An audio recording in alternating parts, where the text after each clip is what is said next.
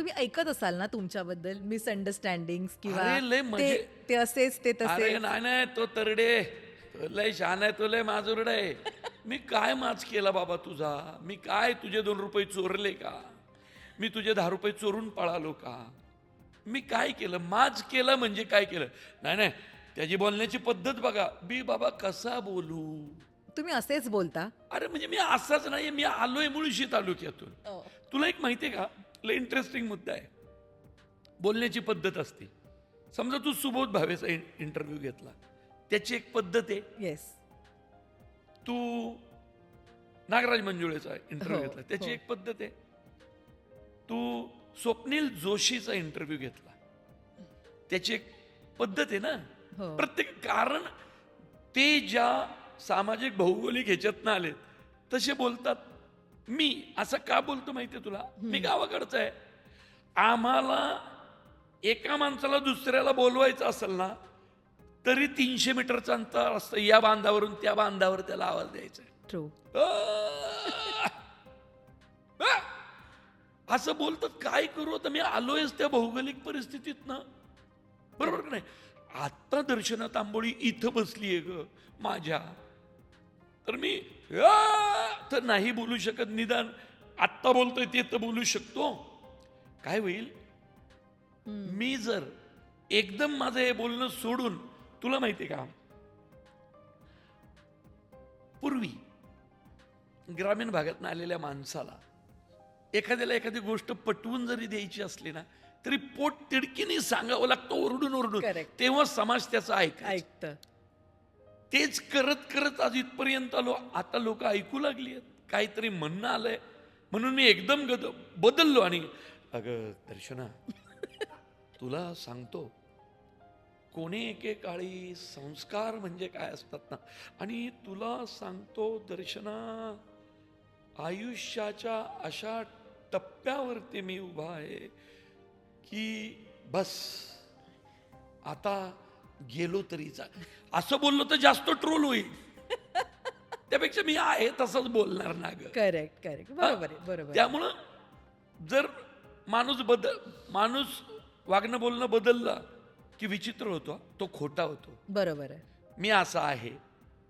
बरं, माझ्यावर तुम्ही संत तुकारामांवर बोला, जॉर्ज ऑरवेलवर बोला, तुम्ही इब्सेनवर बोला, तुम्ही तत्वज्ञानावर बोला, तुम्ही शेतीवर बोला, मी तुमच्याशी बोलू शकतो. हा, तुम्ही माझ्याशी कवी ग्रेसांवरती बोला, तुम्ही शांताबाईंवरती बोला, तुम्ही अच्युत गोडबोलेंवर बोला, तुम्ही वसंत लिमयेंवर, तुम्ही दीपक करंजीकरांवरती बोला, तुम्ही नामदेव ढसाळांवर माझ्याशी बोला, मी तितक्याच उत्तम बोलणार.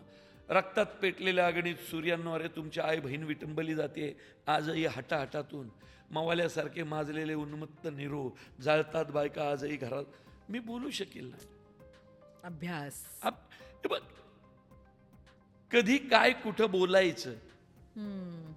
मी जर जॉर्ज ऑरवेलच्या ॲनिमल फार्मवर बोलायचंय आणि मी खूप कोळून प्यायलोय, मी पिक्चर करतोय मुळशी पॅटर्नच्या शेतकऱ्यांवरती, आणि मी तिथं जर जाऊन त्यांना जॉर्ज ऑरवेल सांगायला लागलो, तर माझं कोण काय केलं? काय केलं? बरोबर आहे बरोबर आहे. मला जॉर्ज ऑरवेल माहिती आहे म्हणून मी हाताची घडी घालून जॉर्ज ऑरवेलच बोलायचं, असं कसं होईल?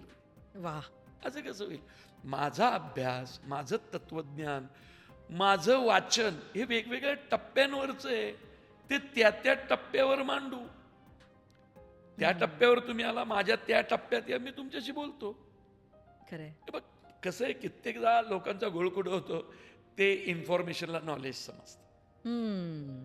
मी काहीतरी वाचलं एकदा म्हणून ते माझं ज्ञान होऊ शकत नाही. नाही. Right right. मी शेतीवर बोलतो, अरे मी शेतकरीच आहे म्हणून मी म्हटलं ना, मी एका बांधावरून पलीकडच्याला त्या बांधावर आवाज देतो. माझे वडील 85 वर्षाचे आहेत, त्यांचा आवाज अर्धा किलोमीटरवरनं पण येतो आम्हाला, कारण गावात अडथळेच नाहीत. तिथे कुठल्या भिंती नाहीत.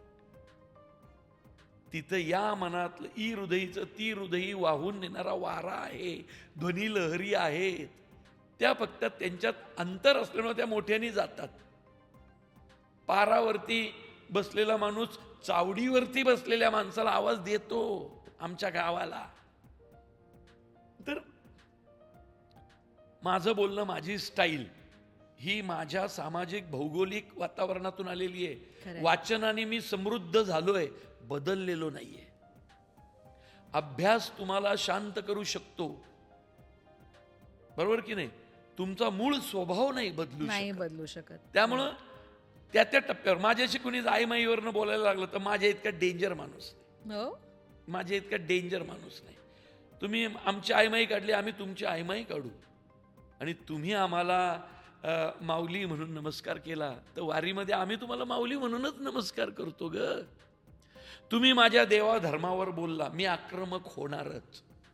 मी असा कलाकार नाहीये की जो मूग गिळून गप्प बसेल.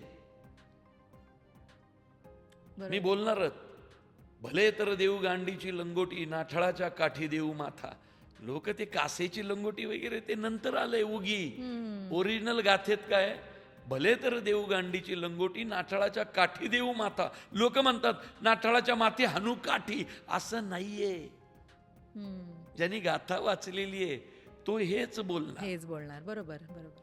भले तर देऊ कासेची लंगोटी कुणी लिहिलं? कासेची. माझ्या मते बहुधा म्हणजे मी पण कुठेतरी ऐकलेलं आहे किंवा वाचलेलं, प्रके अत्रेंनी तो उल्लेख केला पहिल्यांदा. कारण तर तो शब्द बुडा या अर्थेनं की कमरेची लंगोटी असं आहे ना.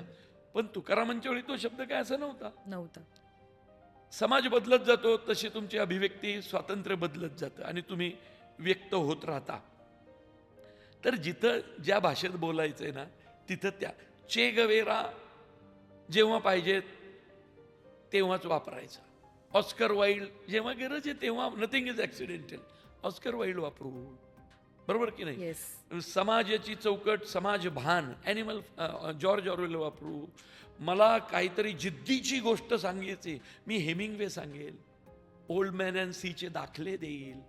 प्रत्येक वाचन त्या त्या टप्प्यावर असतं. बहिणाबाई कधी वापरायच्या, जनाबाई कधी वापरायच्या, ते त्या त्या माणसाचं लक्ष नाही.